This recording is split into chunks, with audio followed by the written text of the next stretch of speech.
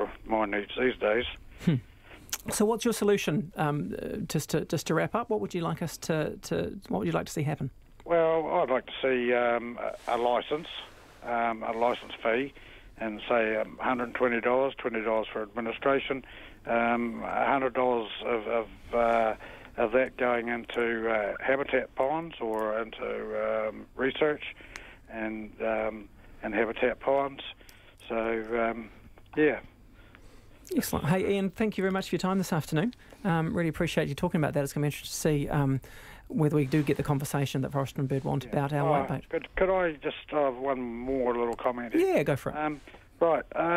Now, they seem to blame the whitebaiter for the lack of whitebait, but the fact is that the whitebait are eaten mainly by fish life, which is, and that's mainly trout. So the whitebaiters themselves only catch, the way I understand it, over the last 40 years, about 10%, birds 10%, and fish 80%. So more trout fishing is required. Yeah, by stopping the whitebaiters from whitebaiting, they're only going to save 10% of the whitebait. Right. So that's a great point, Ian. I want to. We've got to jump in and talk to Al Gillespie about Turkey. But thank you very much for your time today. I really appreciate that.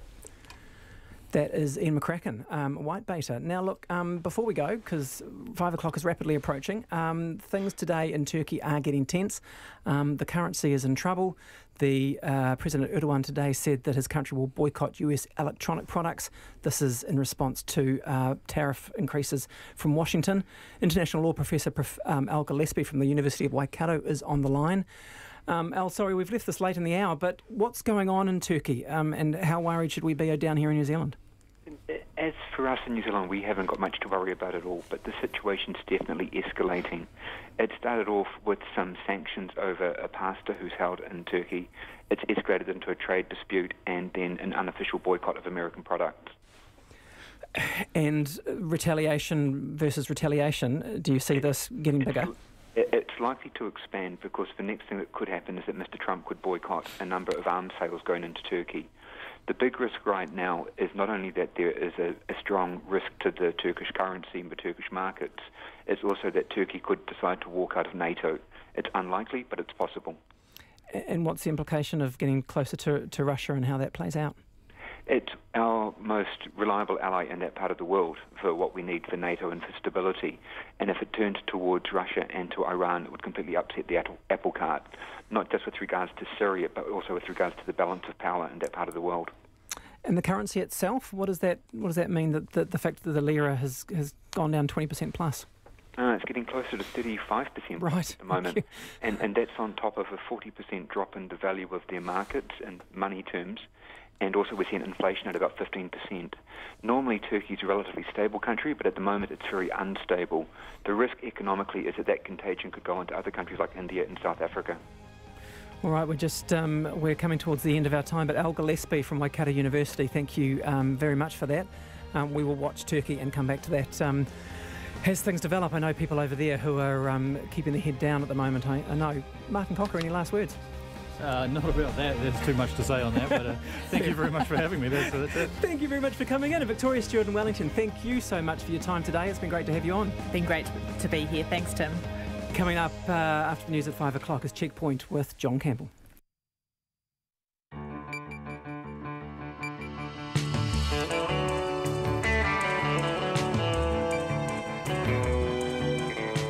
Tō marae hoa mai he kōrero kei te haere hei kaupapa kei te karawhiua. Welcome to Checkpoint. Tonight, in the last few minutes, Parliament Speaker Trevor Mallard has announced he's asking a QC to investigate who leaked details of Simon Bridges' expenses. Thousands of primary school teachers have walked off the job, saying they're prepared to strike again if they don't get a better offer. We spoke to them. Rescuers in Italy desperately search for survivors after a motorway bridge collapses in Genoa. Alliance Group is under fire over a decision to recruit 100 overseas workers for its Southland meat plants, and a recall for New Zealand netball veterans Casey Kopua and Laura Langman. But who will coach them? All of that and much, much more coming up after the Pips and the news on RNZ National.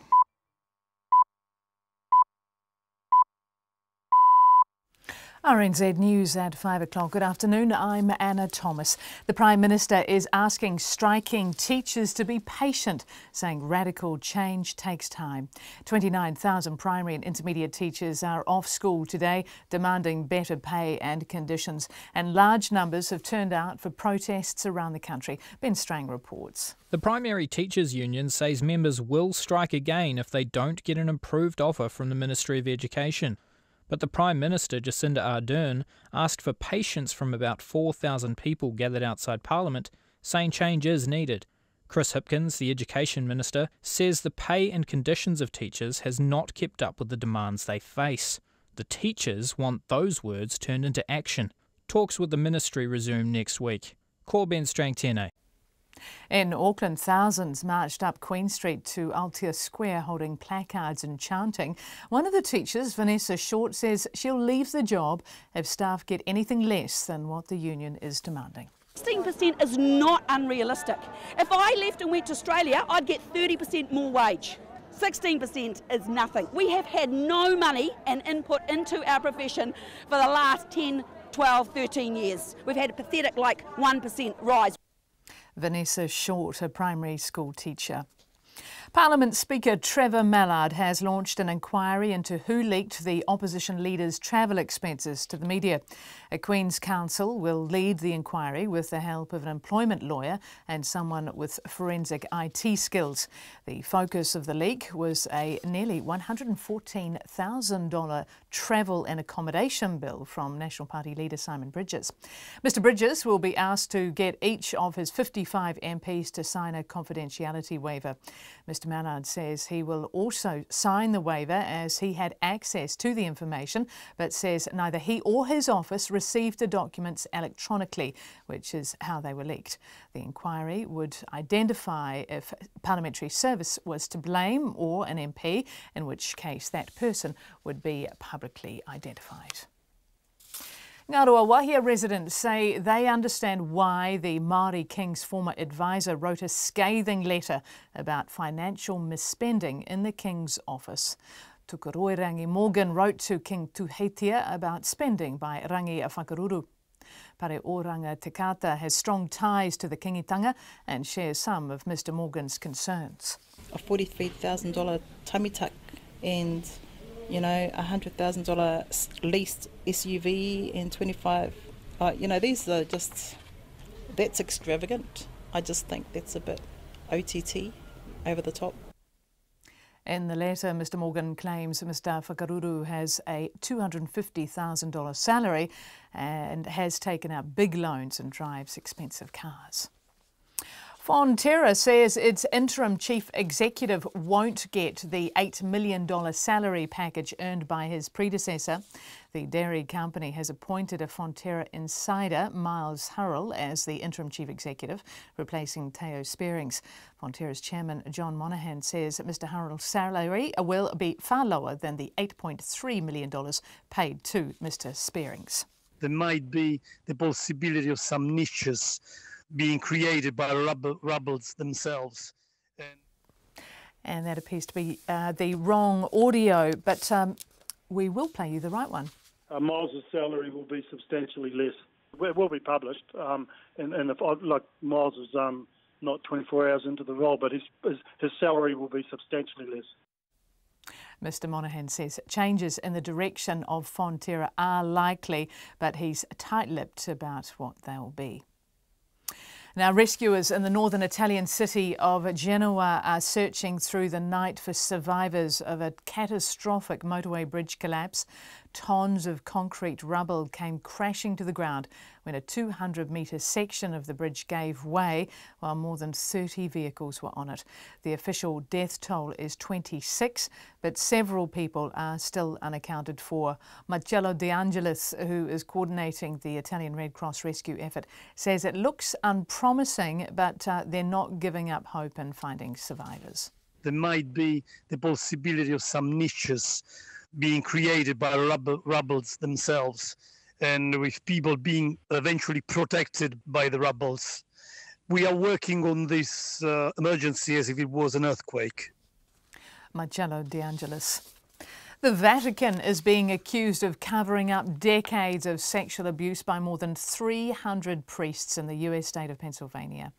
The state's Attorney General has released an investigation which says as many as 1,000 children may have been abused. The ABC's Angus Randall reports. One case involved a priest impregnating a 17-year-old girl, forging a marriage certificate and divorcing her 3 months later. The report says the perpetrators were protected by church leaders and the Vatican. The jury says almost every allegation of abuse is too old to be prosecuted under state law, and many of those accused are dead. 2 priests have faced court, 1 pleading guilty. The church says some priests who've been named in the report are still in the ministry as it's been unable to substantiate the allegations. It's 5:05. The veteran Silver Ferns defender Casey Korpua says coming out of international retirement is the result of plenty of thought. After retiring from the Ferns in March last year, Korpua has today been named in the squad for next month's Quad Series. The 33-year-old, whose decision to make herself available again has been matched by star mid-quarter Laura Langman, and says she has made a calculated call. Talking to my husband and family and a few close people as well, as to whether Ferns is something that I wanted to be a part of. And it was not just an overnight thought. I've been thinking about it for a little while and tried to keep it under wraps until it actually happened. Casey Korpua has been named in a squad with no head coach, with no update provided on the vacant position today. Gary Stead says he is a mixed bag of emotions as he prepares to take over as the new coach of the Black Caps. New Zealand Cricket today confirmed the 46-year-old Canterbury coach and top order batsman who played 5 tests will be the successor to Mike Hesson. Also a former coach of the White Ferns, Stead says it was a special moment hearing his application had been successful. A huge amount of emotions go through the body. Delight, excitement, a little bit of trepidation, I suppose, as well, because of the unknown. But look, there are a few positions around in the world where you get to coach at this level, and I know it's going to be a great challenge, and really sticking my hand up to say I'm going to give it my best shot. And you can hear more from new Black Caps coach Gary Stead later on Checkpoint. And that's the news. Tonight on Night, Simon Morris contemplates life at the movies. Now the festival's moving on. We have a window on the world of 3D printing, what it has to do with the arms race. And Morty Young, the Scottish writer who's on a playwrights exchange in Aotearoa. Well, at least she's escaping the heat wave. This cult, they moved to Fiji for salvation.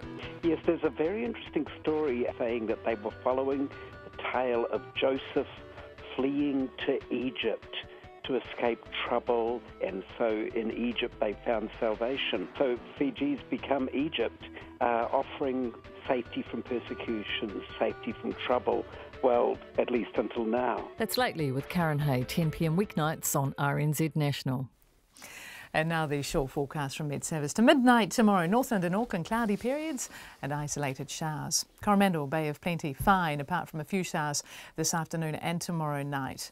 Waikato to Taranaki, including Taumaranui, Taupo and Taihape, cloudy periods and a few showers, mainly about the west coast.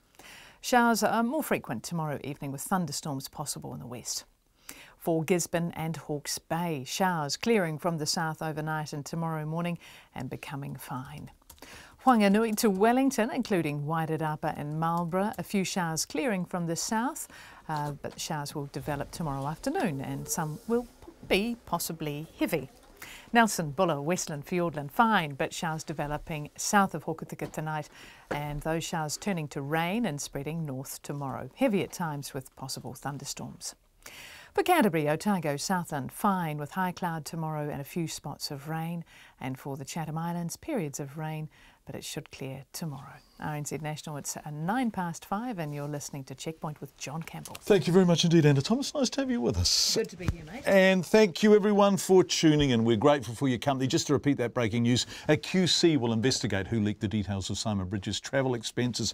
We'll have more details on that shortly. But we begin tonight with, well, almost 1,500 primary schools being closed today. Roughly 30,000 primary and intermediate school teachers and principals striking for the first time in 24 years. Many of those on strike attended rallies. Roughly 8,000 people marched up Auckland's Queen Street. In Wellington, 4,000 to 5,000 marched on Parliament. 3,000 people marched in Christchurch. And there were teacher rallies in almost every city in the country. The industrial action may escalate, with the government asking teachers, please be patient, and teachers saying they'll double down if they don't receive a better offer. We'll have more on that later in the program from our education correspondent, John Gerritsen.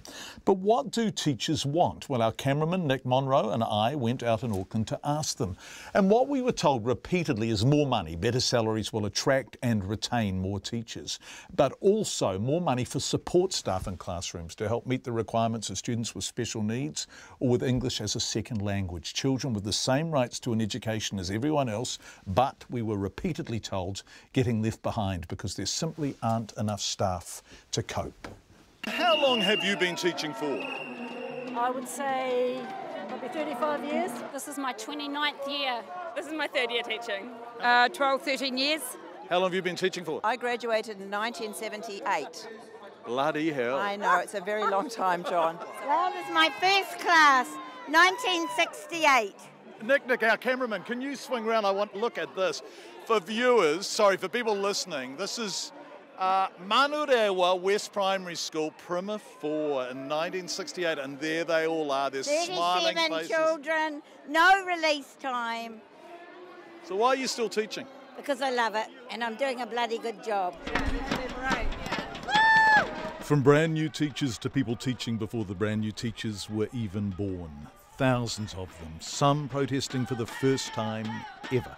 I'm of retirement age, I could leave tomorrow, but I'm here because it's for the future of our kids and it's the future of our country. And I'm really, I've never marched before, this is a totally new thing. But if we don't stand up, then is it going to continue? And are our kids going to just melt into the background and not get the voices? We're the voices for some of our kids. Is this your first ever march in your life? Yes. I did go on strike 24 years ago, but I didn't march. But hey, today I'm marching. It's a crisis, basically, yeah. So I wouldn't want to go into teaching now. I've been teaching nearly 30 years. It's changed a lot. In what ways has it changed? I think we were valued when I first started. It was a great career. Being valued is key. Many of the younger teachers in particular spoke directly to that. We were in downtown Auckland, of course, and theirs is the stark economic reality of teaching and living in this city. How much do you earn? I am on $58,000. And how long have you been teaching for? 5 years. You have a degree, obviously. Yes, I do have a degree. Of course you do. And what's your rent? Do you know how much you pay a week? Yeah, I pay $550 a week in rent. So what's that? Starting to head towards $28,000 a year. So roughly half your salary. Yeah, half my salary. In fact, just for rent, more than half your after-tax salary, right? Correct, yeah. So I have, if I'm lucky, $100 left after all my bills and everything for the end of the week. Can I ask you a rude question and you don't have to answer it, but what are you earning? 48,000. How much do you pay a week in rent? 400. So that's 400 times 50. So you're paying about 20 grand a year in rent? Yes, correct. Out of a salary, a before tax salary of $48,000? Yes. So how are you getting by? A lot of family support. What do I earn? Just over 50,000. How long have you been teaching for? Over 10 years. And how much do you earn? I earn 71,000. So you're top of the pay scale, aren't you? That's it. That's it. That's all I can get. And I've got 3 children, and they're all under 7. So we're still at home with them. So I'm at work, and my husband's at home with my kids. So your household income is $71,000 in Auckland. Yeah. So how are you getting by? We struggle. There's struggle. We pay rent, so it's really hard to make sure that we've got heaps of food on the table. And if I'm probing too much and I'm starting to upset you, just tell me to bugger off. But do you ever think you'll own a home? No. I thought when I first started teaching that I would, but now there's no hope. No hope. And remember, this is a woman near the top of the teaching pay scale, resigning herself to never owning a home. Now, that's not unique to teaching, but it presents a profound and increasingly insurmountable challenge to people trying to hire teachers in our more expensive cities. This is my my staff from Western Heights School in Henderson. So are you the principal? Deputy principal, and incredibly hard work. Actually, it's only a few of them, but yeah. Tell me about what they're earning. So what's the pay range at Western Heights Primary in Henderson? Okay, our beginning teachers earn about 48,000. That's what they start on. At the top of the scale is 71. Some teachers get an extra $4,000 unit for doing an extra responsibility. And there's some youngsters standing around you. All our teachers are young. Old teachers don't last, I'm sorry. I'm the last of the old ones standing. So 2 questions. How are you attracting the young ones when the pay is... That's the problem. We've stood outside and we've protested on our street, and we've had electricians and so on yell out the window, why don't you just get a new job if you don't like it? Hello, mister, that's exactly what's happening. I've had teachers leaving next year to go back to Australia. I've got teachers picking up international schools jobs in Singapore. They can't afford to teach in New Zealand anymore, not in Auckland anyway. They can't afford to live here. Are you a teacher, young man? I am. I'm a deputy principal. What school? Belmont Intermediate. And why are you on strike? So I'm on strike because I look at recruitment, and I know that we don't have enough teachers, anyone really coming into our profession. Are you just saying that because there's industrial action taking place, or is that the actual case? That is the actual case. I'll give you an example. I'll tell you a narrative. So my narrative last year. So I'm deputy principal, fully released out of the classroom. Last year we had a staff member leave. Middle of last year, we had no suitable applicants for that job. None? None. And that's teachers. Try finding teacher aides. How much do you earn? A pittance. I'm earning probably less than $18 an hour at the moment. As a teacher aide? Yep. And teacher aides are desperately needed, right, to help with children who need extra assistance? Absolutely. Like these guys, we're their right-hand man, and, you know, we'll do anything for them. We deserve better. The teachers deserve better. The kids deserve better. You're earning less than $18 an hour? About that, yeah. It's not a lot.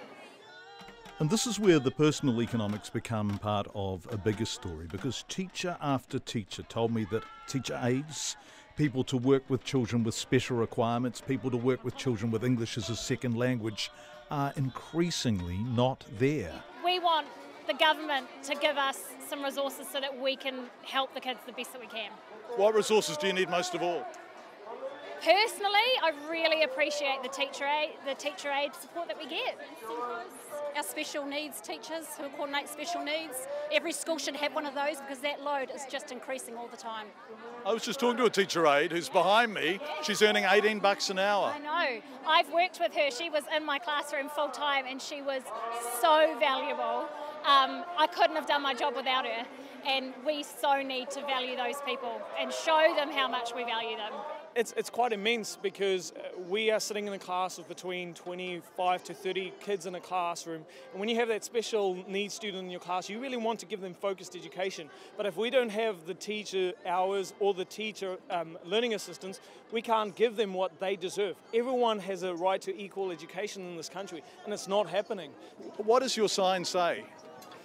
Frazzled, frustrated and fed up. And are you? Very much so. We're here today to support not only all these people but thinking about our whānau, but more importantly for the future. I have a young year 2 teacher in my syndicate. Most of the people she went through training college with have left teaching. It's really sad. I love teaching, but we're struggling, and yeah, we need support, we need help, we need more people. I've got 31 in my class, and it's too many children. I've got 5-year-olds, and I'm young. 31 5-year-olds. 31 5-year-olds, and I'm happy, I'm young and everything, and I'm still exhausted. So yeah, we need support, we need help.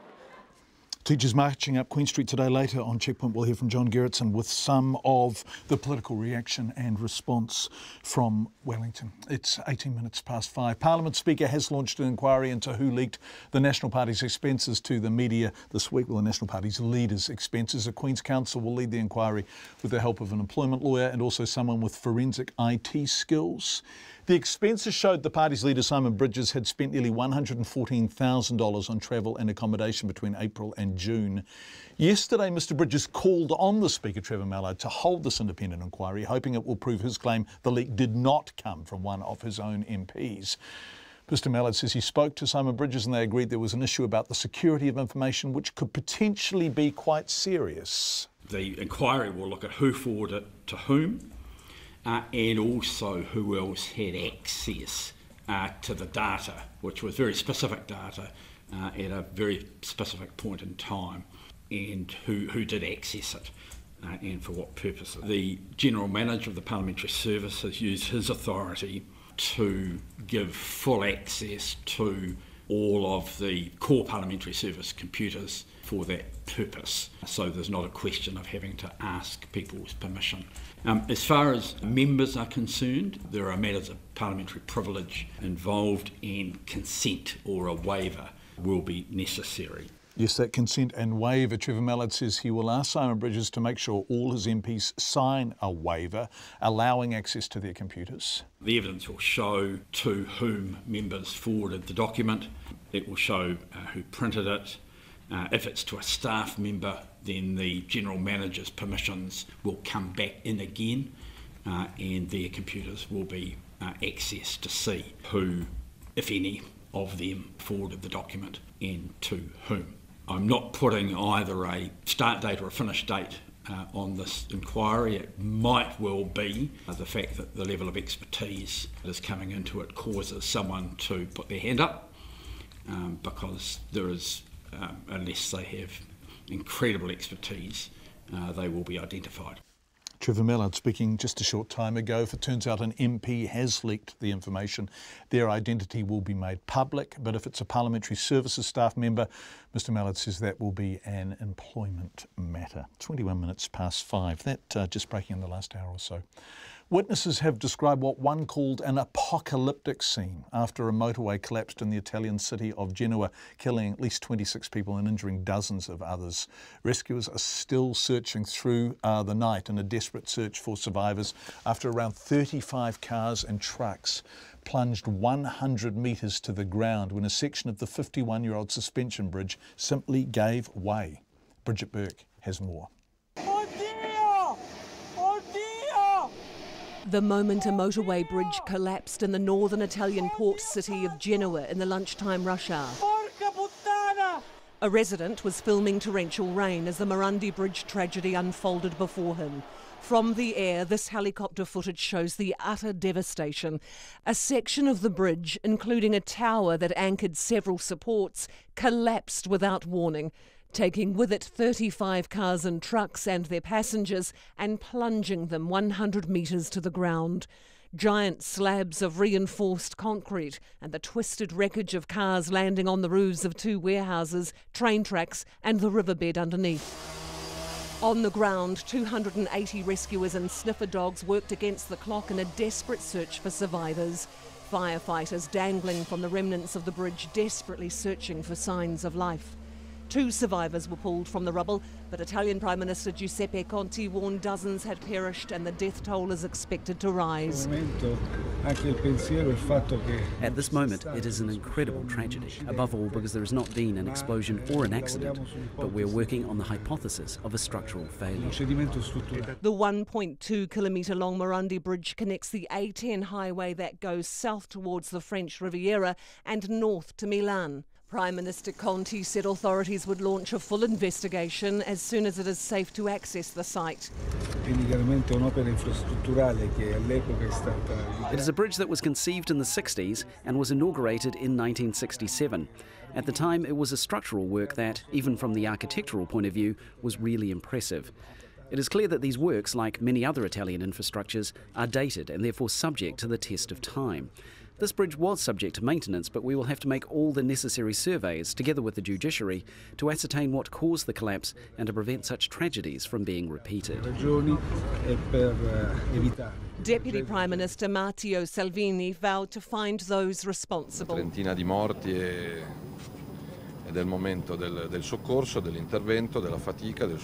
Unfortunately, we're talking about around 30 dead. Now's the moment of relief, intervention, work, sweat and prayer. But tonight will have to be the time to find out who was responsible, the names and surnames of those who are guilty of unacceptable deaths. The tragedy happened on the eve of the major Italian public holiday of Ferragosto to mark the Feast of the Assumption of Mary. It's peak season and a time when businesses are closed for the day and Italians head for the beaches or the mountains. For Checkpoint, Bridget Burke. Let's go from Genoa to Narawa Wahia, where locals are calling for the Maori King to intervene after allegations of misspending were made yesterday by his former advisor, Tukuroirangi Morgan. Mr Morgan penned a scathing letter to King Tuheitia about financial misspending by his right-hand man, Rangi Whakaruru. And as Te Manu Kōrehi reporter John Boynton explains, locals say the money would be better spent on school lunches than a tummy tuck, perfume and a flash car. It's just gone midday and the local Narawa Wahia laundromat is busy with people washing and folding their clothes. Tina and Te Moana Tonga are staunch supporters of the kingitanga. What impact does that have on you as followers of believers of the kingitanga? Well, not a thing really. No, we're still going to go back to the pā and do our 10 cents worth and clean the place up and ready for like this weekend, for the coronation. In his letter, Mr Morgan said his people saw him as a puppet king, with the strings being pulled by Mr Whakaruru. He says over $100,000 has been spent on perfume, beauty treatments and clothes, all paid for by the King's Trust, while many people in Ngarawahia live in poverty. Mr Morgan says this is despairing because it's destroying the credibility of the kingitanga. Local Tina Tonga says she does support the King clearing out his office if the allegations turn out to be true. His in-house supporters can go and get a new job. Because, they're making him, he's already in a lot of shit now. The Kingitanga's Ururangi Trust is currently under investigation by the Serious Fraud Office. Te Moana Tonga says her whānau will back Kingi Tuheitia, but he'll have to get to the root of allegations of misspending.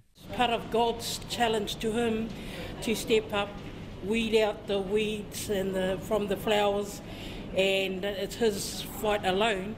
In the letter, Mr Morgan claims Mr Whakaruru has a $250,000 salary, has taken out big loans and drives expensive cars. Pare Oranga Te Kata is another Ngarawahia local with strong ties to the kingitanga and can see why Mr Morgan wrote the letter. A $43,000 tummy tuck and, $100,000 leased SUV and 25, these are just, that's extravagant. I just think that's a bit OTT, over the top. Narawa Wahia, Ms Te Kata says, is a community which has seen its fair share of struggles, and she feels those iwi funds can be used better. We've got children that our local gangs have been making sandwiches for over, I think, 3 or 4 years, which was a real positive thing.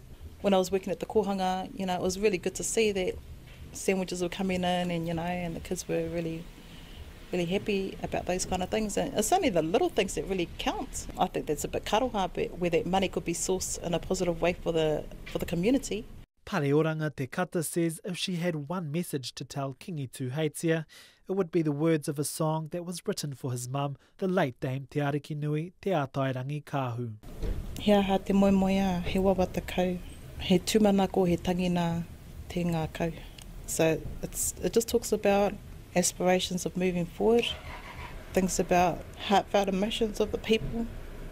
And all I can say to Tuhei, Kingi Tuhei, our king, kia kaha. The Serious Fraud Office is currently investigating the Ururangi Trust, a charitable trust connected to the office of the Maori King.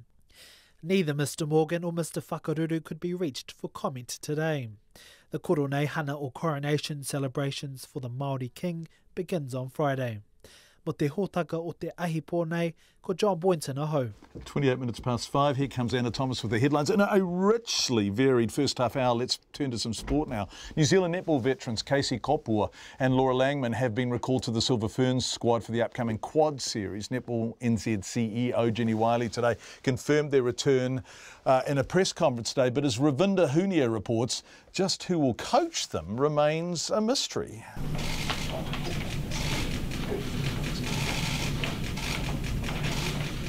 With the reputation of the Silver Ferns hemorrhaging since they came away from May's Commonwealth Games medallists, drastic measures were needed to reinstall mana to the black dress. Today's announcement from Netball New Zealand CEO Jenny Wiley saw the return of two of its most revered players, retired international Casey Kopua and Silver Fern great Laura Langman. For Laura, it was really about her having a break from netball, and I think she was being really clear that she needed some time out. and so the time is right for her to put her hand back up. Casey, she's always been clear that she's still wanting to be in the mix in some way, shape or form, and she made herself available. With no trials, the selection process was based on premiership performances, and while Korpua has featured, Langman, who wasn't present today, hasn't featured since her return from Australia.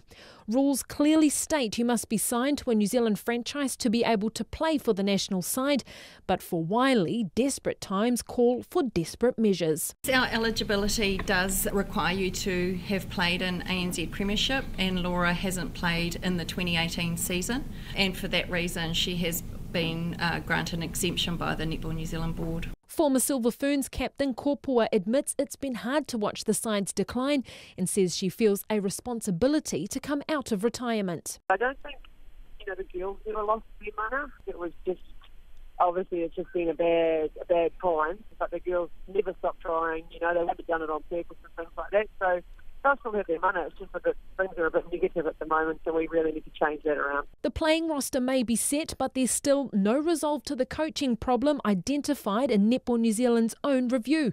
Despite the August deadline, no coach has been appointed, although rumours are rife. Former Silver Fern and Lightning coach Nolene Taurua will get the job once their season is over. We have some really good candidates in the mix.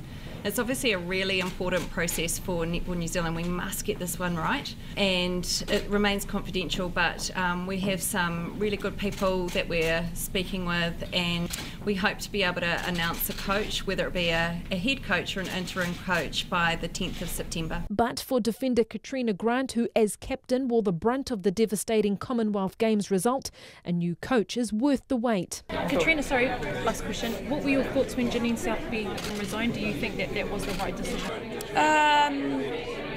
Yes. The Silver Ferns are set to face world number 2 England in the Quad Series in Auckland on September 15th. Mo te ho tako te pō nei, ko Ravinda Hunia aho.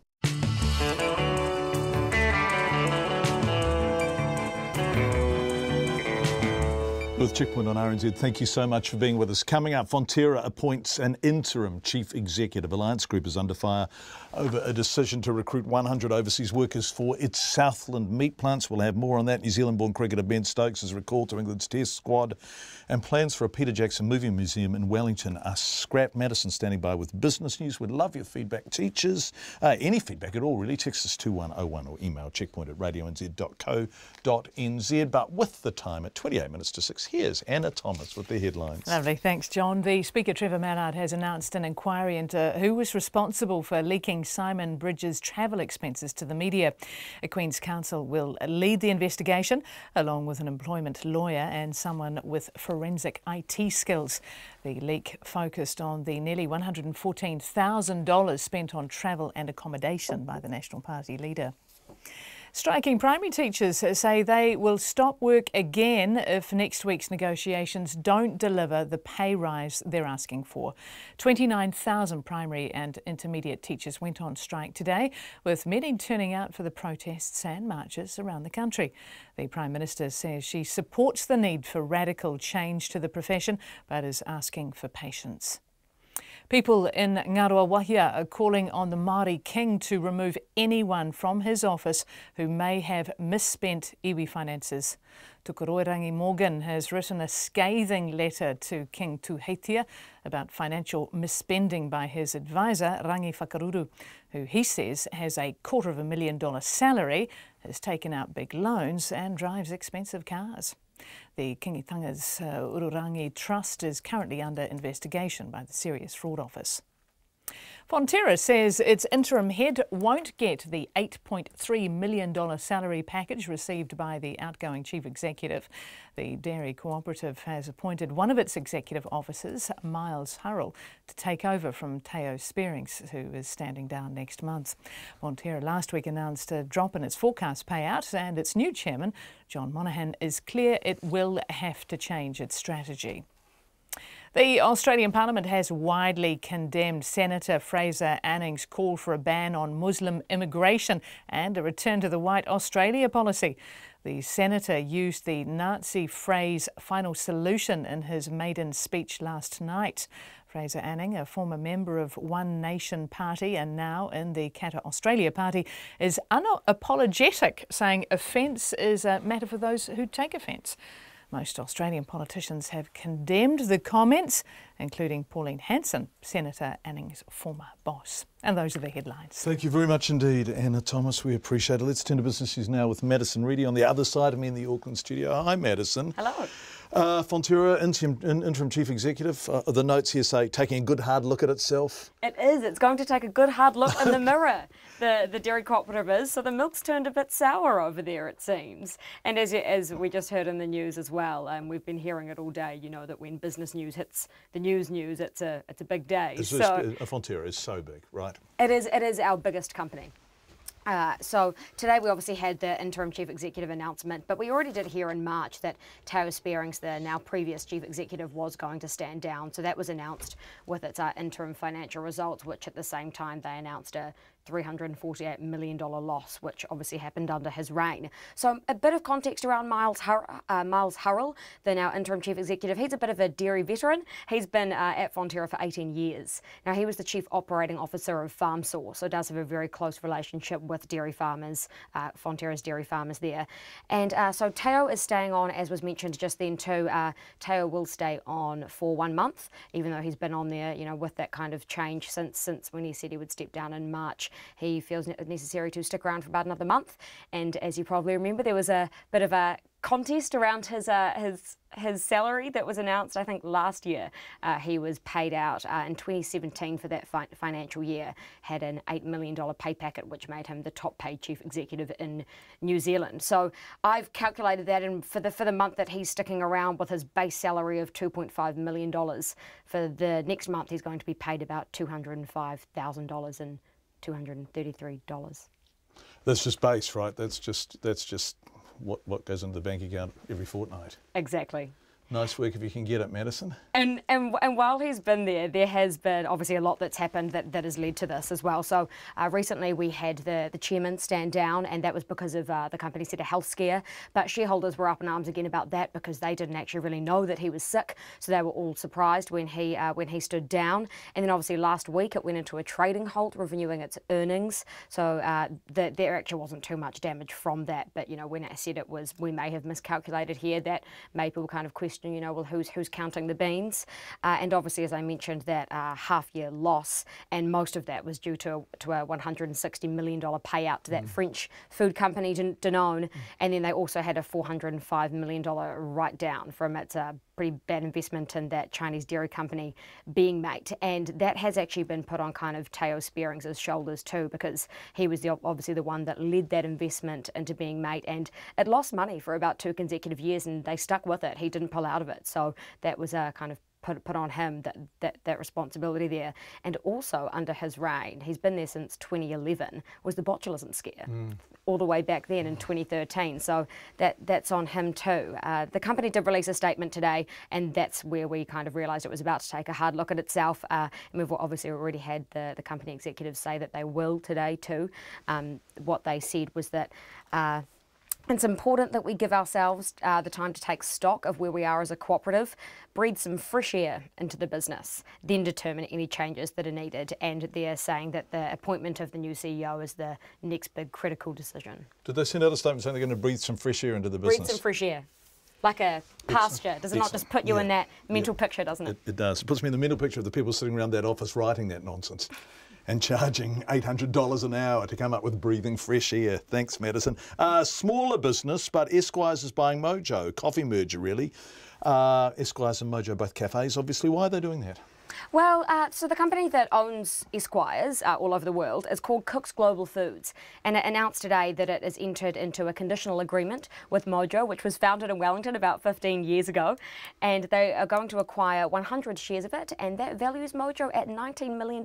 So one can say small business, but you know, not too small. So Mojo has 36 cafes across Wellington and Auckland. As you probably know, most of them are in Wellington. I mean, there's some Mojo cafes only steps away from each other, and it's definitely a Wellington-centric thing. It was founded down there in being in Auckland, I don't know all too much about mojo, but there's a good one not very far away from here at all. Is actually. there? Yeah, nice stuff. I've certainly seen a lot more Esquires. Yeah.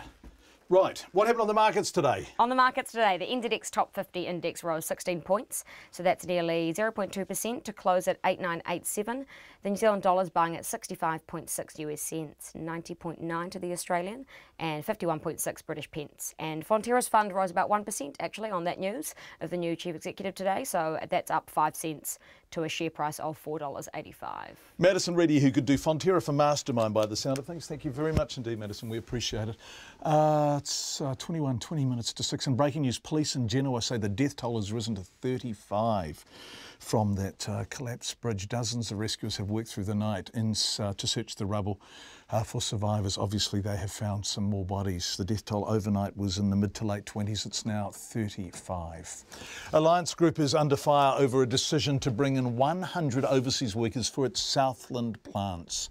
New Zealand Meat Workers Union say there are plenty of local workers vying for jobs that could now be going to overseas workers. However, the company is standing firm, saying it's recruiting abroad to cover a worker shortage. Two completely different takes on the same situation. Otago Southland reporter Tess Brunton explains. Alliance Group. We're a meat processing company.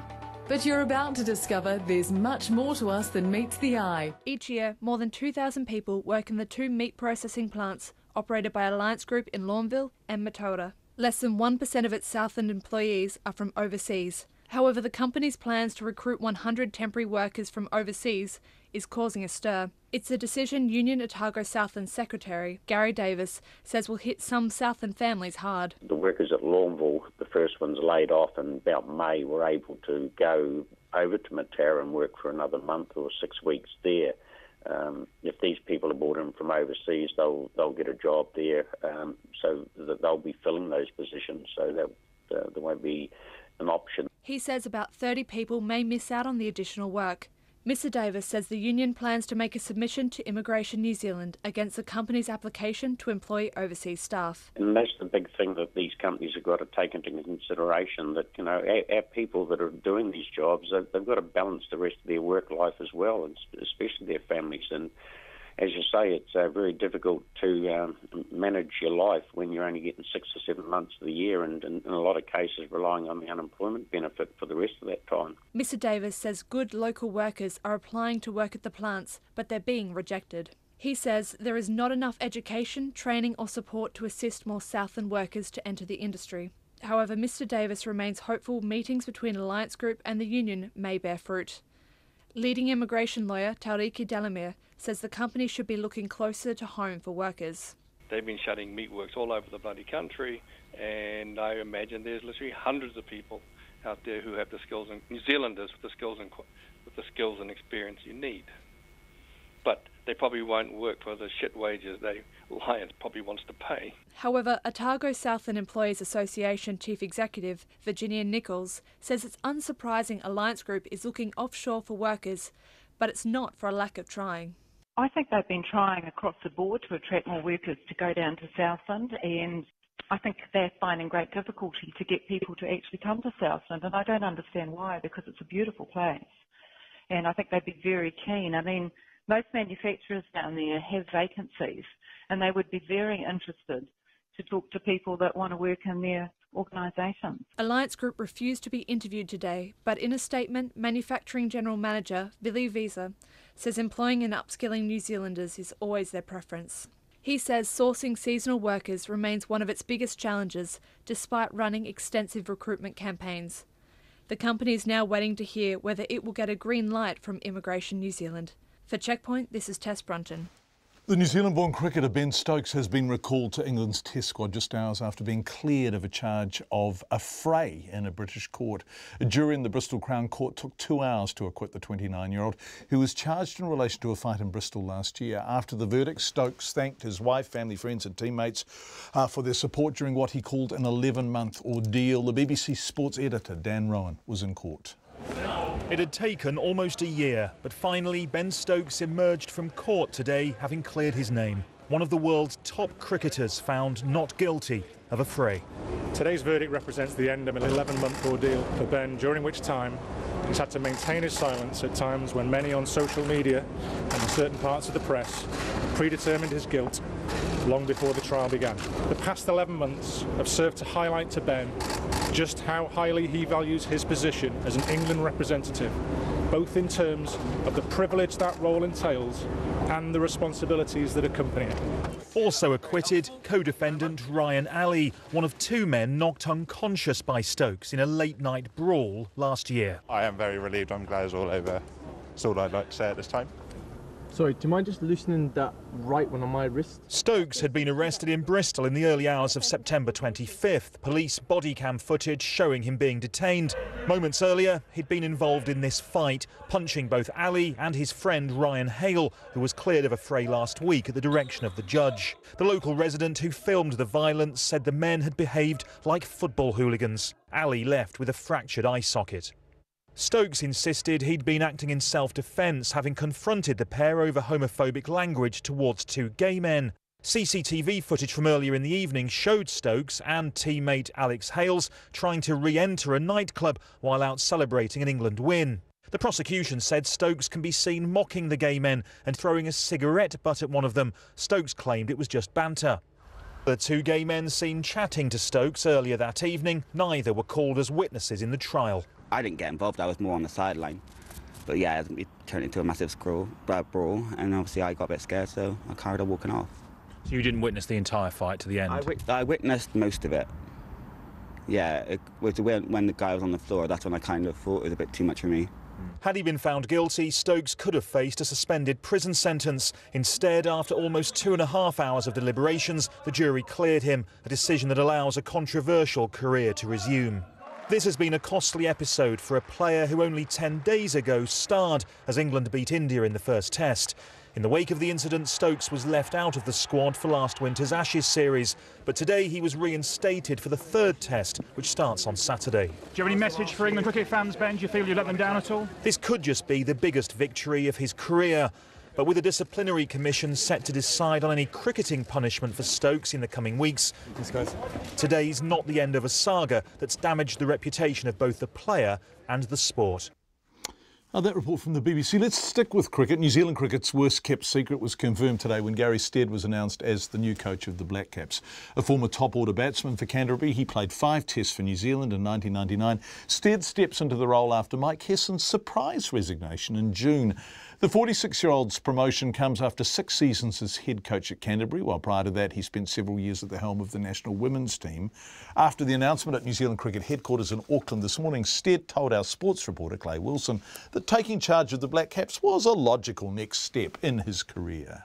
When you're playing, all I ever wanted to do was play for New Zealand, and then as you go into coaching, I guess you naturally find out whether it's the career path for you, and I've been coaching now for a long time, and I guess once I finished my playing career and had a look at the White Ferns role and then Canterbury, it was a sort of a logical, I guess, stepping stone, but it's never been something until probably more recently that I've looked at really seriously, and that's a little bit because of the time away as well, and the pressure on families, and had a young family then, and it probably didn't fit in.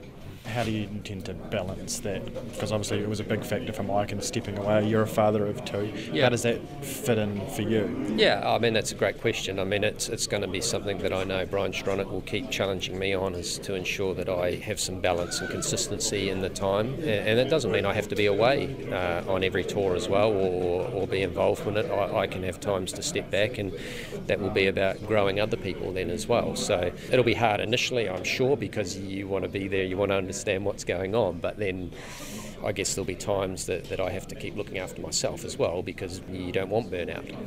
Is that part of the reason for this part of the contract, in terms of looking elsewhere for specialist coaching and that side of things, to perhaps ease the load on you at times? Yeah, I think it's about working out what's best for the Black Caps and what do they need. I guess I've been entrusted to lead the ship as such and drive the direction, but I've certainly been leaning on other people to ensure that we're getting the best out of all of our support staff to help the Black Caps. And if that's other coaches coming in, then that's great. We've seen other countries take on head coaches in T20, different head coaches. Yep. Is that something you would see happening, or would it be that they would just be supporting you in that role? I think initially it's probably just a support role, but I'm very open to bringing in different coaches and different people to be part of our environment. And we've got some great people out there who are in the coaching business. Your Stephen Flemings, Dan Vittori, Shane Bonds. I mean, they're the people that come to mind that have obviously played a lot for New Zealand. They've got great mana as well, so I think for me I'd be stupid not to try and use them in some way. Developing your relationship with Kane is obviously going to be key, so how do you intend to go about that? Just sitting down with Kane, understanding him, understanding where he wants to take this team, understanding where I want to take the team, and then I guess finding the common ground for us to work together on that as well. So I know he's team first, as am I, so we'll be doing everything we can to, I'm sure, to run a smooth transition in this time as well, and to not upset or change the things that have been really, really successful for the team as well. Mike and a lot of other coaches have come into this role with the team perhaps struggling and not doing so well. You come in to an environment where the team's had success. Is that something you've pondered? It's a little bit of probably a different challenge, but I think as a coach you have to be able to be adaptable to different times. And look, let's hope it doesn't happen, but there might be times when we're struggling a wee bit as well, and you need to shift your approach. So it's about the ability to read the situation, I think, and work out how do I need to behave and how do we take the ship forward from here. 9 months into a World Cup, is that the priority, to get things in line for that and put the focus on that? As a medium-term goal, yeah, definitely. There's probably some short-term things which are more around relationships and that from the very start. But yeah, the World Cup is a pinnacle event for New Zealand cricket. We want to do well in it, and I like the talent and the way we've been playing, and I give us a good chance. It was Gary Stead speaking to Clay Wilson today after being announced as the new coach of the Black Caps. His first day in the role will be September 1st. Lots of feedback coming in. John, why did all these nurses and teachers wait till Labour's in government to strike? It was the national government that would pay people properly, that wouldn't pay people properly over the last horrific 9 years. It seems absolutely unfair on Labour now being held to account and being expected to fix National's gross negligence of working New Zealanders. I hope every nurse and teacher vote Labour back into government next election, says Annie from Christchurch. Rosemary says, I've been teaching for 38 years. I love my job. But who will be replacing us when we retire in a few years? The young ones simply can't sustain the workload for what they are being offered. And Rosemary, your text exactly matches a lot of the feedback we are getting. Thank you. 2101 is the text number, of course. Let's go to Wellington, where plans to build a convention centre that would also be home to Sir Peter Jackson's movie museum have been scrapped. When the project was announced in 2015, it was expected to become one of the city's biggest draw cards. Nearly 3 years later, despite many meetings and much discussion, the City Council and Sir Peter Jackson have said it can't be done and have parted ways. Laura Dooney reports. While the joint venture's not going ahead, the council says a convention centre will still be built with an exhibition space in it, rather than a place solely for movie memorabilia. And Sir Peter Jackson and his crew say the city's still getting its film museum. Wellingtonians themselves are mixed as to whether the multi-million-dollar convention centre's even needed. These are nice to haves, but they're not a necessity currently. I think there are more pressing things that council and government should be focusing on in Wellington. We've got an underutilised stadium where we don't get any big acts coming anymore. We've got a basin reserve falling apart, which I don't know what they're going to do about. So what, we're going to create another white elephant? No, we need to improve our facilities for other things like, you know, getting more concerts and things like that down here, which they can't even provide at the moment. There's so many things that have been cancelled at the moment. What about then Peter Jackson's movie museum? Would you support that? Oh, I'd love that, yeah. I think that's great, yeah. Fantastic. Yeah, that'd be fantastic. I think we need a convention centre in Wellington. In our work, we run a number of conferences, and sometimes we get stuck with the same places to have these conferences, and I think if we had a purpose-built one, that will really work for us. When the plans for the project were announced in 2015, the city's deputy mayor at the time, Justin Lester, said the project would be the city's most significant man-made attraction, putting Wellington front and centre on the tourist map. Now the mayor, Mr Lester, says it's a shame it won't go ahead. I think We'd all love to see a movie museum in the city. So, look, it's been a big disappointment for me as a Wellingtonian, but I'm confident this is the best and the only way forward on this particular project. He expects the new exhibition space will be a success, despite not having famous filmmakers attached. It's hard to replicate the vast international reputation that Sir Peter Jackson and Sir Richard Taylor have. There's no getting away from that, but I think this is a really solid proposal. It's something that I'm excited about, the more that I've learned about it, and I think it'll be a real draw card. The council has put aside $165 million in its long-term plan for the centre. Construction will begin in 2019 and is expected to take 3 years. Chamber of Commerce Chief Executive John Milford says the original concept was very exciting, but now it's been scrapped, the focus must be turned to building the convention centre as soon as possible. One understood that it was not going to be an easy negotiation because there was obviously a lot of parts to it. The fact that they haven't been able to reach an agreement, look, it's disappointing, but in some ways it's good because at least now we've got a decision that we can go ahead with the conference facilities. Mr Milford says Wellington's business community is sick of waiting for those facilities. Auckland's up and running now with their extended facilities, and Christchurch is out of the ground, so they're starting to build their facilities as well. So what we now need to expedite as quickly as possible is these conference facilities to continue to be competitive and bring conference goers to the city.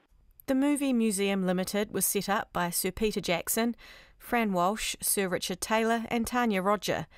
In a statement, they say the economics of the Cable Street location were a challenge, but they remain committed to building a film museum in the capital. For Checkpoint, ko Laura Dooney, tēnei. Police in Britain have raided properties in Birmingham after what's believed to have been an attempted terror attack at the Houses of Parliament at Westminster, of course. 3 people were injured when a car swerved into cyclists and pedestrians before ramming into barriers. The driver, a British national, was arrested at the scene. He was apparently known to the police, but not to security services. The BBC's Mark Easton arrived on the scene within minutes and filed this report. A BBC rooftop camera records what happened at just after 7:35 this morning. A Ford Fiesta pulls sharply off Parliament Square on the wrong side of the road, through a group of cyclists waiting at the lights, accelerates down Millbank towards 2 police officers protecting the Palace of Westminster. They leap out of the way before the car smashes into a security bollard. Because there were so many armed police, there was police appeared from everywhere. So Barry Williams, a BBC picture editor, was walking to work when he saw the car suddenly career out of the morning traffic. It hit the cyclist, then swerved over towards where the safety barrier is, where the police make sure cars go through, and accelerated and hit it at quite high speed. What was your impression? Was it a deliberate act? Well, it seemed to. I wasn't sure whether he meant to hit the cyclist. They may have just been in the way, but he accelerated hard towards the barrier. The car hit the security bollard so hard it briefly lifted off the ground. I've seen him crash into the bollard at high speed. He's driving about, I'd say, at least 50 miles per hour. The guy, he seemed very focused. He wasn't panicked or anything. Within minutes, armed response teams had arrived and some ran towards the incident. We now know 3 were hurt, 2 men and a woman, but none of their injuries are life-threatening. The driver of the Fiesta, who was alone in the vehicle, was arrested at the scene by armed officers who were already nearby. Scotland Yard Assistant Commissioner Neil Basu says the driver, a 29-year-old UK national, is refusing to cooperate with police. Counter-terrorism officers have raided a house in Nottingham and 2 addresses in Birmingham are being searched.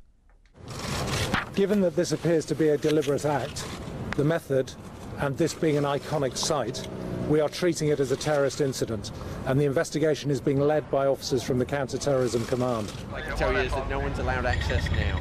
Parliament is currently in recess, Westminster occupied by more foreign tourists than domestic politicians. The Prime Minister, on holiday in Switzerland, said her thoughts were with the injured and thanked the emergency services for their courageous response. I'd also like to thank the people of London. This is not the first time we've seen an incident of this type on the streets of London. I'd like to thank them for their resolve, the resilience that they've shown, and their determination to make sure that those who seek to exploit these types of incidents will not be allowed to divide us.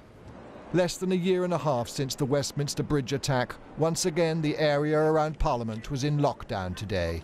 The message to the public: stay calm, but remain vigilant. That report from the BBC, lots of feedback coming in on teachers. Low wages are only part of the problem, says Richard from Waiheke Island. The main reason teachers and the like are having trouble making ends meet is due to the out-of-control cost of housing. The problem is happening the world over. We need to make housing an investment in life and not of capital gains.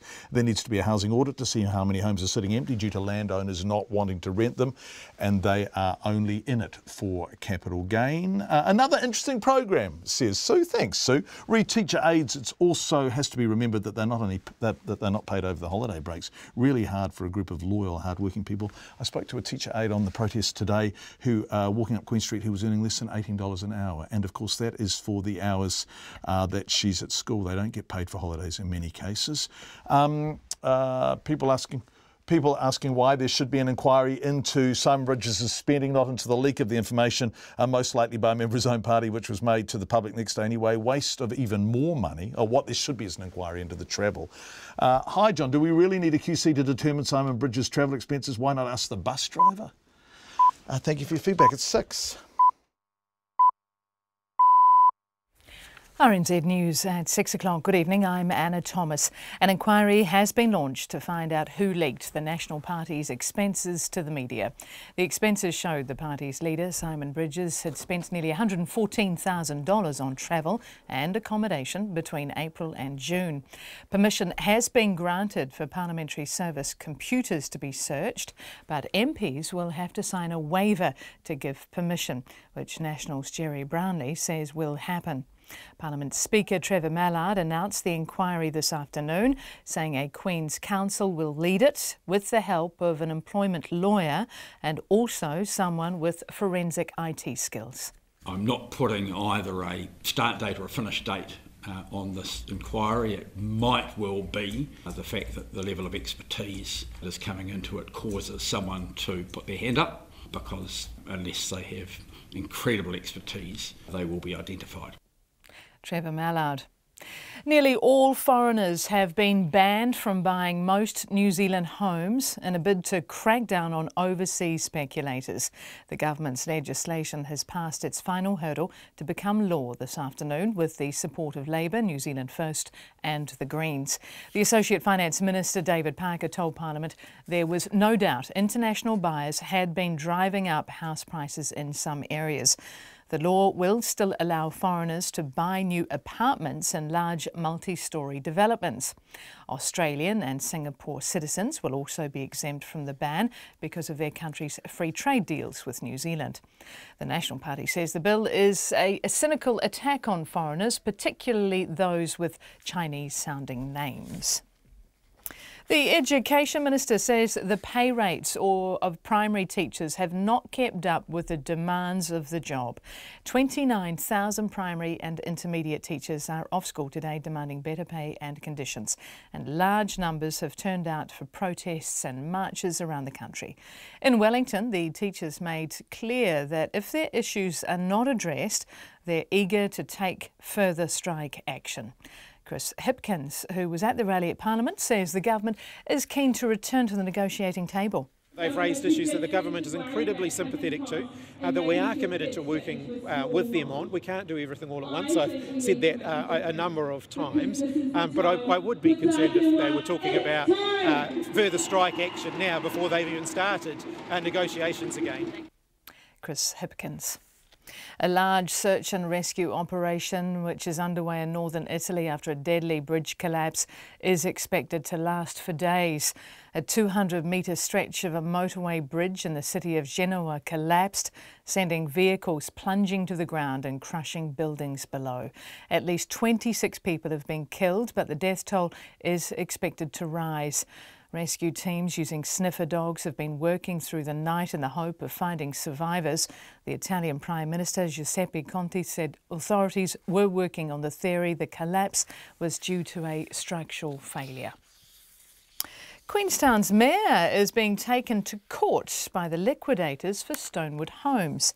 Ernst & Young's Rhys Kane and Rhys Logan have filed legal proceedings against Jim Bolt and Stonewood Homes' director, Brent Metrick, in the High Court in Christchurch. Timothy Brown reports. Stonewood Homes went into receivership in early 2016, owing more than $25 million to creditors. Queenstown Lakes Mayor Jim Bolt was involved with the company from August 2014 until February 2016. Later that year, it was revealed an investigation into the failed company would look into Mr Bolt's involvement. In a statement, Mr Bolt says he'll be vigorously defending any suggestions he did not fulfil his duties as a director. Mr Metrick declined to comment. A date for a court hearing is yet to be set. This is Timothy Brown. Australian MPs have widely condemned a new senator after his controversial maiden speech. Fraser Anning called for a complete overhaul of the immigration system, including a ban on all Muslims, and used the phrase final solution. Caitlin Gribben reports.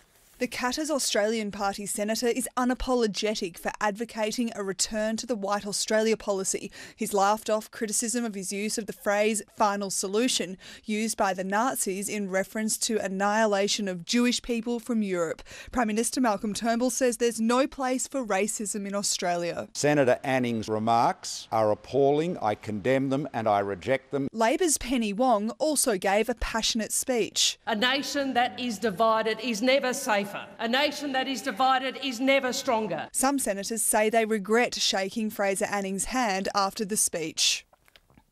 Caitlin Gribben with that report. Meanwhile, the head of Mr Anning's party, Bob Katter, says he thinks the speech was solid gold and he supports what Mr Anning said 1,000%. It's 6:05. Gary Stead says he will have no preconceptions when he starts as the new head coach of the Black Caps. The former White Ferns and Canterbury coach will officially take over as Mike Hesson's successor next month.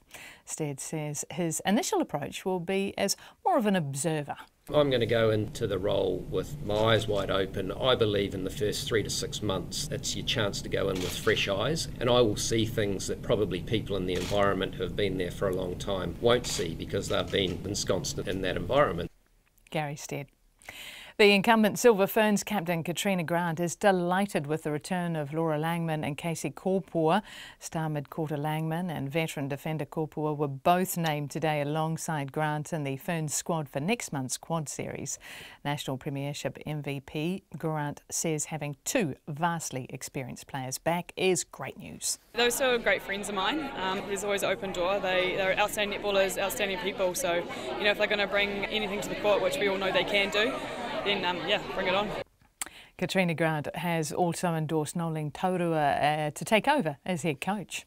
And the Wallabies are refusing to fall for the All Blacks mind games ahead of Saturday's Bledisloe Cup opener in Sydney.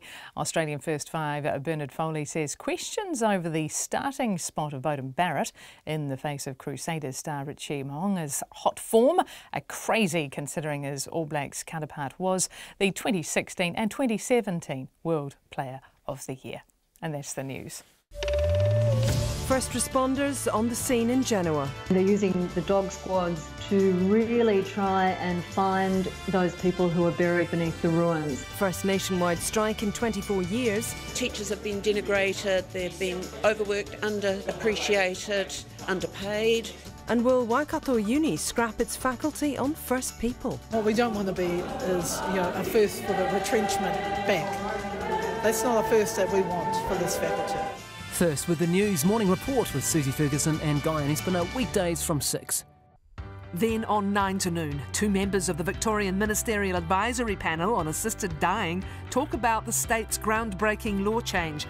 And after 10, former SAS officer Michael Graham recounts his experience of covert missions in Africa during the Cold War. Join me, Catherine Ryan, on 9 to noon after Morning Report on RNZ National. And now the shore forecast from Met Service to midnight. Tomorrow, Northland and Auckland, cloudy periods and isolated showers. Coromandel and Bay of Plenty, fine apart from a few showers this afternoon and tomorrow night. Waikato to Taranaki, including Taumaranui, Taupo, Taihape, cloudy periods and a few showers, mainly about the west coast. Showers will be more frequent tomorrow evening, with thunderstorms possible in the west. Gisborne and Hawke's Bay, showers clearing from the south overnight and tomorrow morning and becoming fine. Whanganui to Wellington, including Wairarapa and Marlborough. A few showers clearing from the south, but you'll get them again tomorrow afternoon, and some possibly heavy. Nelson, Buller, Westland and Fiordland, fine with showers developing south of Hokitika tonight.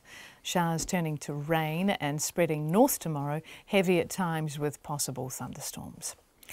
Canterbury, Otago and Southland, fine today, high cloud tomorrow with a few spots of rain, and for the Chatham Islands, periods of rain, but it should clear tomorrow. RNZ National, it is 6:09. You're listening to Checkpoint's John Campbell. Thank you very much indeed, Anna Thomas, and thank you everyone for being with us. We're going to have John Gerritsen on the teachers' strike in a moment, but before that we're going to go live to Genoa, where this 200-metre section of bridge collapsed overnight, killing at least 35 people. More than 30 vehicles plunged to the ground when the suspension bridge gave way about midday local time, falling onto buildings below. Cries have reportedly been heard beneath the rubble, and rescuers are not giving up hope of finding survivors still.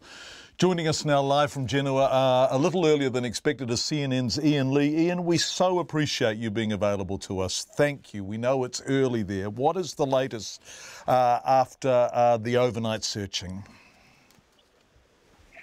John, this searching still continues, and right now I'm looking at the part of this bridge that is missing. I see large cranes that are trying to lift these huge slabs of concrete, also hearing jackhammers in the distance as they do try to find anyone who could still be alive in this twisted metal and just mountain of concrete. And to give you an idea of just how large some of these pieces of concrete are, one of them is next to a building that is 3-4 stories high. So there's a lot of concrete there to go through. And to kind of give you an idea of this bridge, too, this is a kilometer-long bridge. And at the highest point, it's 300 meters. And there's a section that is missing that is hundreds of meters long. And you can just see how those at least 30 cars plunged down. We spoke with one rescue worker who was one of the first people on the scene, and he described what he saw. It was pouring rain at the time with wind gusts up to about 60 kilometers an hour. He said he was just hearing the screams and the pleas for help from people who were trapped. He also talked about how he came across one vehicle in particular, and this one stands out. He said that it was a family. The mother and the father in the front seats were crushed. He said there was a child in the back. He said they tried to rescue the child. They pulled it out. They thought he could have been alive, only to find that the child was limp and dead. Then we're just hearing tragic stories like that as this death toll is continue to rise.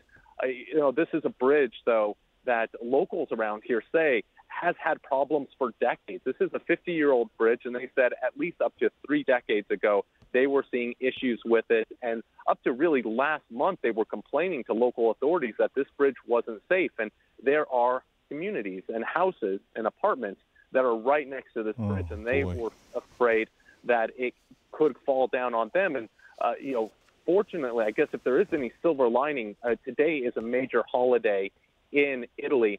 So underneath the bridge is an industrial park. People were not at work because they were preparing for the holiday. But if this bridge would have fallen any other time, locals say that death toll could be far higher, as people would have been working underneath that bridge. But today, as the sun is rising, we're still seeing this rescue effort underway. But as you know, John, as it continues, the likelihood of finding people alive, it just grows dimmer. Ian, is there any sense of what the straw was that broke the camel's back? Why did a bridge that has been regarded with suspicion and concern by locals for years, as you say, finally give way so terribly? The locals say it's extreme weather has really taken its toll on the bridge, and it happened yesterday where you could see in the video of people who were filming at the time that there was high winds, there was driving rain, there was lightning, and then all of a sudden one of the large pylons that holds up part of the suspension bridge just completely collapses. But the locals say that that doesn't surprise them, that the weather has taken its toll, pieces have been falling off. They say that the local government has been doing somewhat of Band-Aid work, you could say, just repairing small sections when needed. But they said that that this bridge really needed structural overhaul, possibly even a new bridge. But the authorities said that it would take up to 3 years to build a new bridge, and this is a major artery that connects Italy and France. And so they said that they would prefer doing just spot maintenance instead of real structural maintenance. And so authorities say they're going to look into this. They believe this is a cause of structural failure. And right now we're also hearing the architect who designed this bridge. They're looking at his other structures that he built just to see if there's other major flaws in them. Ian Lee from CNN, we appreciate it. It's early in the morning there. We appreciate you have to file for CNN, which is your real job. We're so grateful for your time. Thanks, Ian, for joining us live from Genoa. It's 14 minutes past 6. Thousands of teachers and principals marched, whistled, sang and chanted in protest rallies around the country today. The primary and intermediate school teachers were on strike in support of their stalled pay talks with the Education Ministry. The government is urging patience, but from Kaitaia to Invercargill, teachers made it clear they are in no mood to wait for better pay and conditions. Our education correspondent, John Gerritsen, filed this report. In Wellington, 4,000 teachers, principals and children gathered at the regional stadium. 8-year-old Sally Beaumont was there with her mother, who's a teacher. I want to support the teachers. Do you think teachers should get more pay? Yes. Why? Because they're doing a lot of work and they're working really hard. But the union's lead negotiator, Louise Green, warned that the Education Ministry's next offer might not be enough. To date, there has been no more money, so no new offer.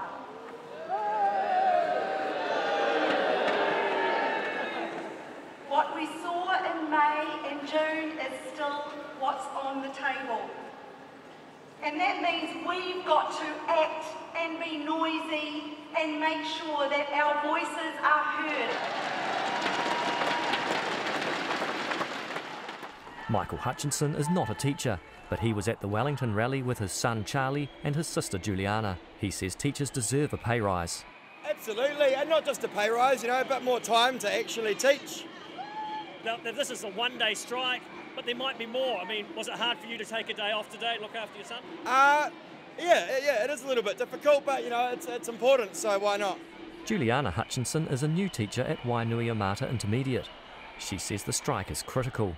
It's super important. Look, I'm a new teacher. I've only been in the job 4 weeks, and it's already very clear to me that change needs to happen.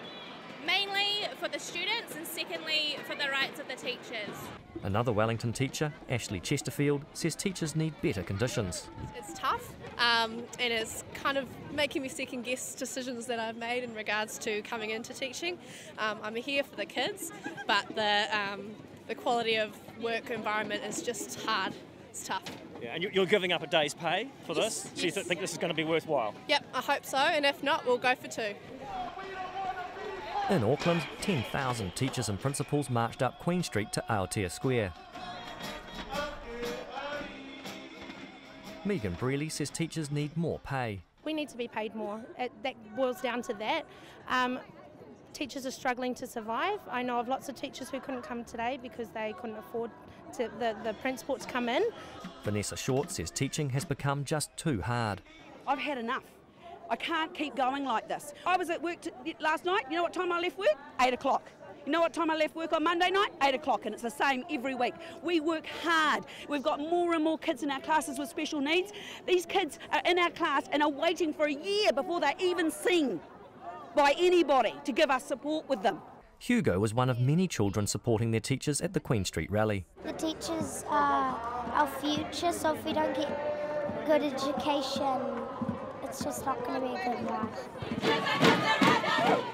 Back in Wellington, the rally reached Parliament, where the Prime Minister, Jacinda Ardern, made an unscheduled address. There is no you and us, there is only us. And if there is only us, that means that we have to take on board every challenge that you've raised. Now, there's very few signs out there that I don't agree with. I'm looking out there and I'm thinking, yes, there is so much more work to do. The last speaker said we need radical change. Yes.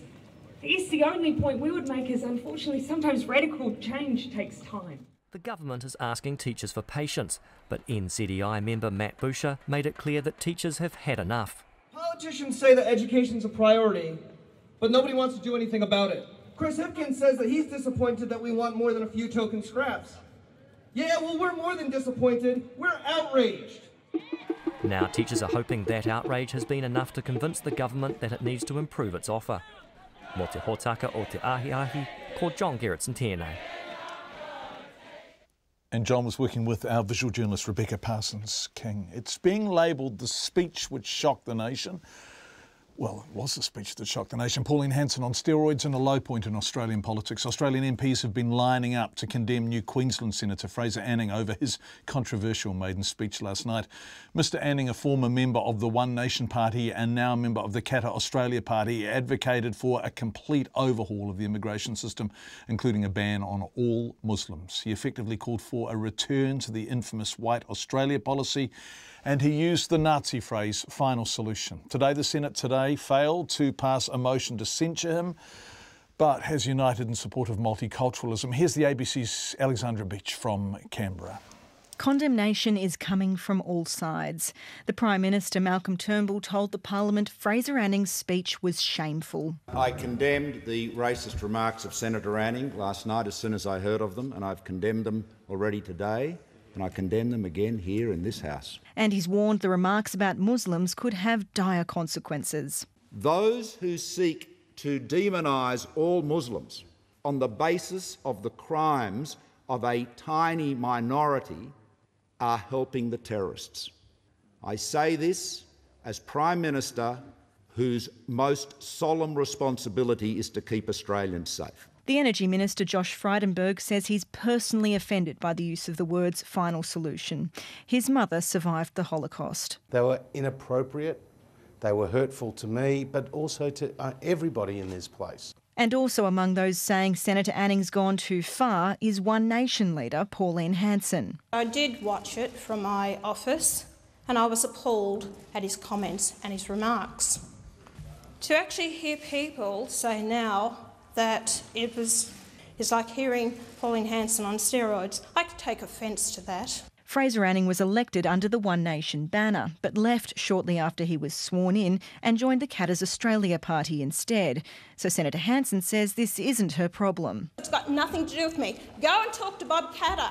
She's called other senators gutless for not walking out on Senator Anning's speech, and there have been emotional apologies this morning from those who shook his hand when he finished.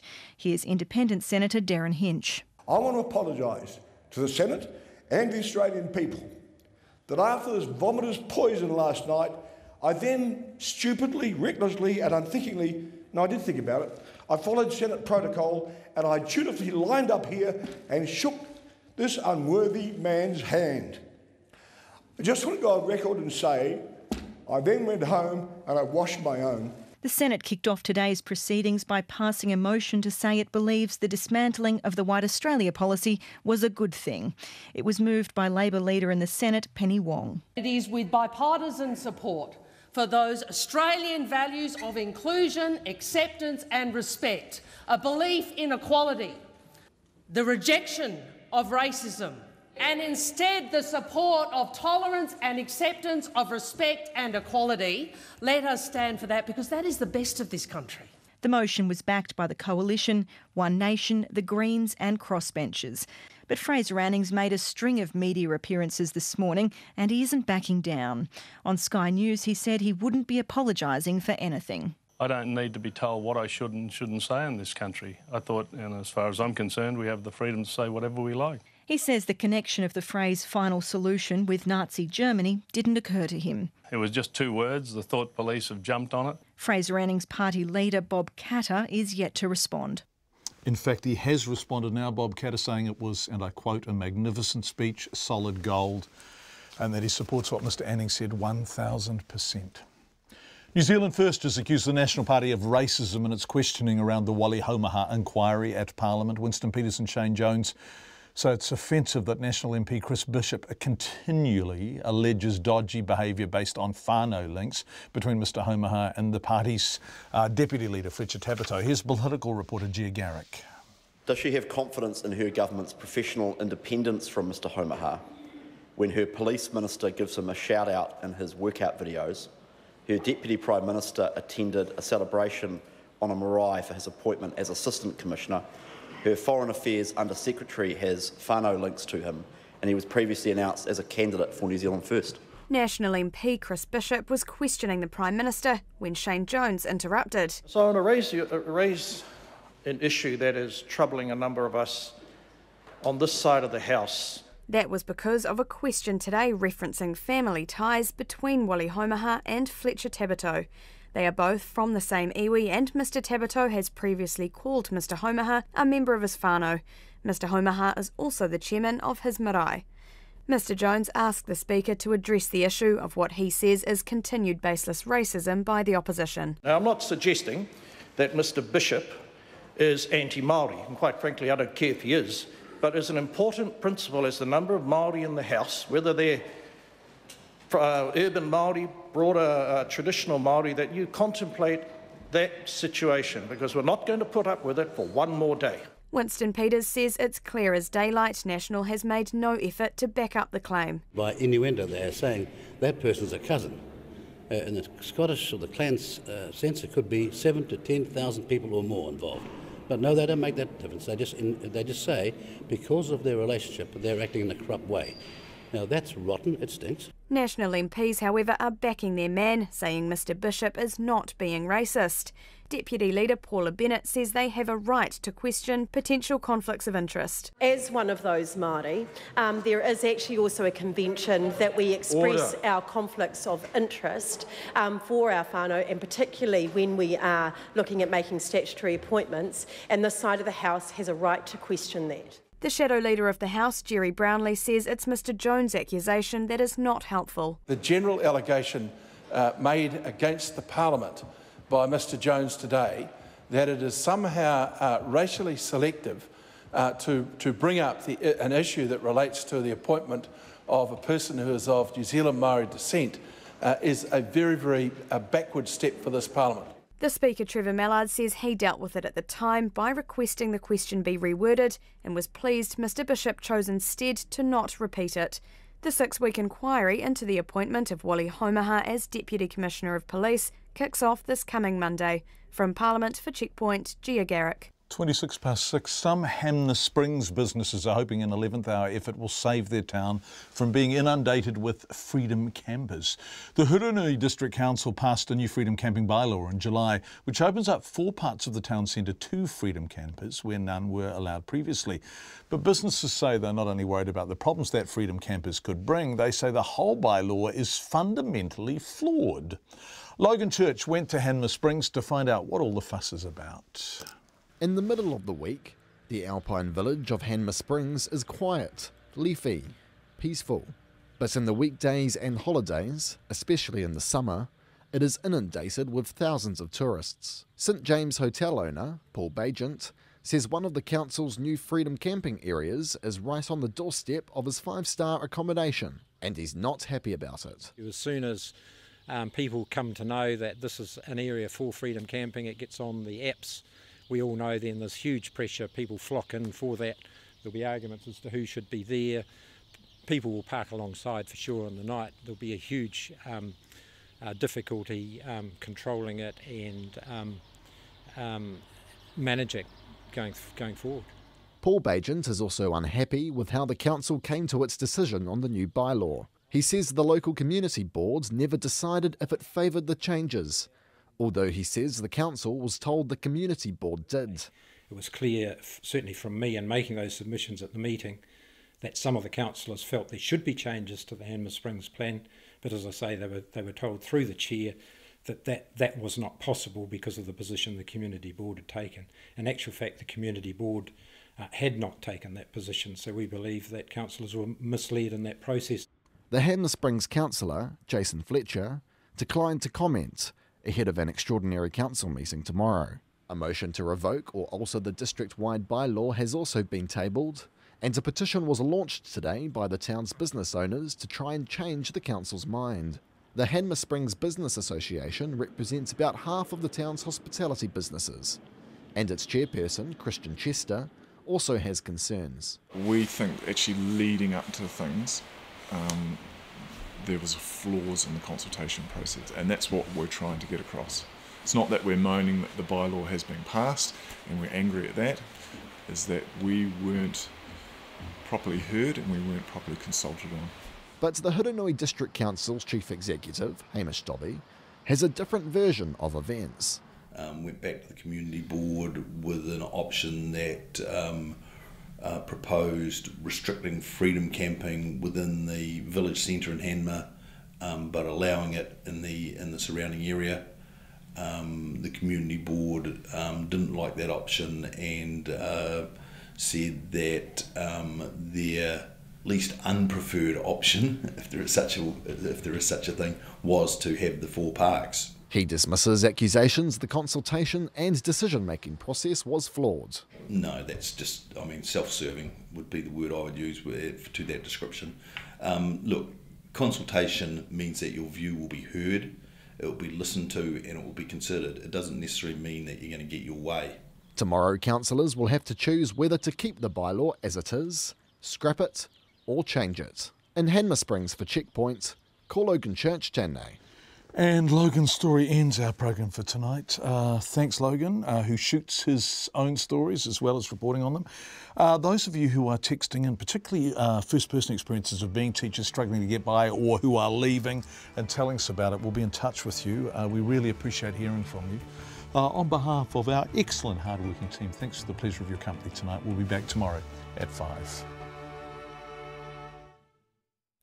RNZ News headlines.